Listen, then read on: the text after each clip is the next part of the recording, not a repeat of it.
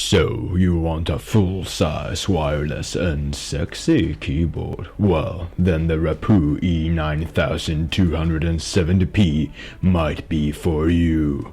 But, since looks aren't everything, let's find out if it's any good.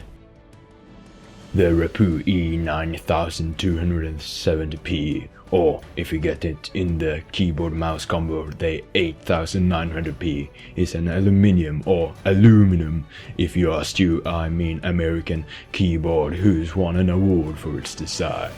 The box, on the other hand, has not. This plastic piece of crap contains a keyboard, AAA batteries, and a CD? In 2015? What kind of sorcery is this? Anyway, the batteries are put in on the underside of the keyboard, where there's also a storage compartment for the 5 GHz receiver and an on-off switch. On the other side we find keys with things like letters and numbers on them. There's also multimedia touch buttons on the top of the keyboard, which are supposed to light up when your fingers get close. They don't though. Or well, twice. After about 100 tries.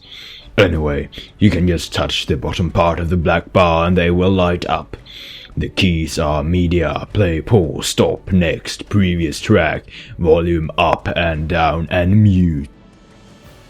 Now, even if the materials are high quality, the build isn't. Some buttons squeak.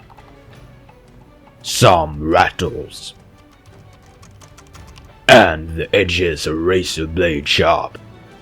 The response time is good, but the keyboard does suffer from some ghosting issues. And no, it's not particularly nice to type on.